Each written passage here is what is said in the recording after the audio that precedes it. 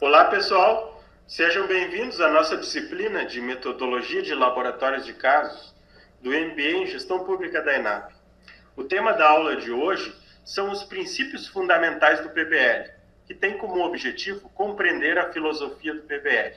O que está por trás desse método de ensino e aprendizagem que nós vamos utilizar nas disciplinas de laboratórios de casos. Para compreender essa filosofia, é preciso entender dois conceitos fundamentais: o conceito de ensino e o conceito de aprendizagem. Paulo Freire preconizava que ensinar e aprender demandam um esforço crítico. Esse é um processo que está intimamente relacionado. É um processo que deve ser encarado como uma unidade, onde o ensino complementa a aprendizagem. Só que aí nós temos dois paradigmas. Um paradigma do ensino, em que a ação dentro da sala de aula ela se torna indesejada. E o professor é o grande detentor do conhecimento nesse paradigma de ensino. No paradigma da aprendizagem, o conhecimento ele deve ocorrer pela experiência, pela descoberta dos estudantes. Então, de um lado, nós vemos o ensino com a aula expositiva, de outro lado, nós temos a aprendizagem centrada no estudante com métodos alternativos. O dado alarmante é que o método de ensino mais utilizado atualmente ainda é a aula expositiva.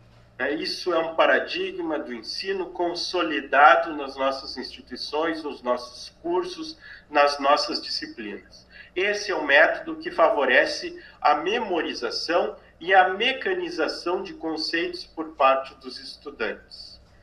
Então, nós necessitamos de métodos de ensino que proporcionem uma dinamização das aulas, que o estudante tenha um papel mais ativo em sala de aula, que ele tenha envolvimento. E esse envolvimento conduz ao aprendizado. Então, os métodos de ensino centrados no aluno. Esse é o papel de metodologias, de métodos ativos de aprendizagem. Fazer com que a aprendizagem seja focada nos estudantes, realmente focada nos estudantes. Bom, aqui nós temos algo que vocês já devem ter ouvido falar, que é a expressão de Confúcio, né? Ouço e esqueço, vejo e recordo, faço e compreendo. O que Confúcio quer dizer com isso? É que aquilo em que o aluno ele ouve o professor falar, ou aquilo que ele vê uma demonstração do professor, não é o mesmo do que o seu protagonismo, do que aquilo que ele faz, né? A sua compreensão ela vai ser mais duradoura, né? Ela vai durar ao longo do tempo. Mas, professor, se eu sei que aquilo que o aluno é envolvido, ele vai compreender mais, por que nós não utilizamos os métodos de ensino alternativos à aula expositiva? Nós temos alguns fatores para a não adoção desses métodos ativos. Eu vou colocar alguns fatores aqui para vocês. A falta de apoio institucional e governamental, a falta de recursos e de estrutura para a implementação desses novos métodos. Temos a ausência de conhecimento dos docentes, né, e isso necessitaria um aperfeiçoamento docente. Nós temos o tempo limitado nas nossas aulas. E vejam, o desinteresse do professor, tanto do professor quanto do estudante. O estudante que apresenta uma imaturidade para assumir um compromisso com a sua própria aprendizagem. Aí nós vemos uma evolução da sociedade, né? Sociedade que mudou em vários contextos, né? Principalmente no setor administrativo, que é tema desse curso, mas nós não temos uma mudança no contexto educacional. E deveríamos ter essa mudança, principalmente calcada no novo estilo de aprendizagem da nova geração, chamada geração virtual. Então, essa evolução no ensino não ocorreu. E ela deveria ter ocorrido principalmente por causa da importância das organizações, sejam privadas, sejam públicas, para a sociedade, né, que demandam profissionais que tenham uma integração, que levem isso para as organizações, né, essa integração entre teoria e prática. Os cursos de administração, né, que pela sua estrutura curricular devem formar alunos com capacidade de analisar, explicar, prever e intervir nas organizações públicas e privadas, não estão conseguindo formar profissionais com esse tipo de capacidade, por estarem calcados principalmente na aula expositiva.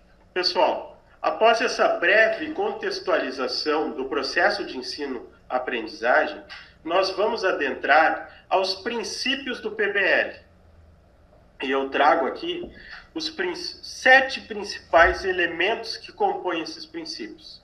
E o primeiro deles são os estudantes. Vejam bem, a responsabilidade pelo próprio aprendizado deve ser do estudante.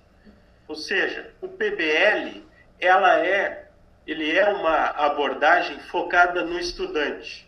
O estudante desempenha um papel fundamental, em que eles vão utilizar o seu conhecimento prévio para resolver um problema. Então, a motivação aumenta quando a responsabilidade para a solução do problema e do processo é do estudante. Então, o estudante é um pilar fundamental do PBL. Que começamos com o estudante e vamos ao problema. Então, os problemas simulados dentro do PBL devem ser mal estruturados e permitir um livre questionamento por parte dos estudantes. Então, por que isso? Porque os problemas do mundo real são problemas mal estruturados. E essa habilidade que deve ser desenvolvida através do PBL é de identificar problemas e determinar parâmetros para o desenvolvimento da solução desse problema. Então, quando nós tivermos um problema bem estruturado didaticamente, os estudantes são menos motivados e investem menos no desenvolvimento da solução desse problema. Por isso que nós devemos ter os problemas de uma forma mal estruturada para que eles sejam os mais parecidos possíveis com o mundo real. Por quê? Porque as atividades realizadas no PBL devem ser aquelas que são valorizadas no mundo real. Daí a importância dos problemas como um dos paradigmas do PBL. O terceiro paradigma do PBL é a chamada integralização curricular, que diz que o aprendizado deve ser integrado através de uma grande variedade de temas e disciplinas. Então, durante o aprendizado autodirigido, os estudantes devem ser capazes de acessar, estudar e integrar as informações de diversas disciplinas que possam estar relacionadas ao entendimento daquele determinado problema que o estudante está resolvendo. Portanto, o PBL deve ser a base de um currículo pedagógico e não parte de um currículo didático. Por isso que as nossas disciplinas, elas estão interligadas utilizando o PBL. O PBL não está sendo utilizado em uma disciplina isolada. Essa disciplina aqui está explicando o que vocês terão em outras disciplinas de laboratórios de casos durante o nosso curso de forma integrada. O quarto princípio fala sobre o compartilhamento. Então, aqui nós temos uma filosofia de colaboração, ou seja, a nossa colaboração é essencial. Então, lá no mundo, além da universidade, a maioria dos estudantes irá se deparar com atividades profissionais em que precisam compartilhar informações e trabalhar de uma forma mais produtiva com outras pessoas. O PBL fornece o formato para o desenvolvimento dessas habilidades. Então, o ponto de pesquisa autodirigida é para que os estudantes coletem informações que possam ser levadas ao grupo, para facilitar o processo de tomada de decisão em relação ao problema. Então, é essencial que cada estudante compartilhe coerentemente o que aprendeu e como esta informação pode impactar o desenvolvimento daquela solução, daquele problema específico que está sendo resolvido. O quinto princípio aborda a discussão.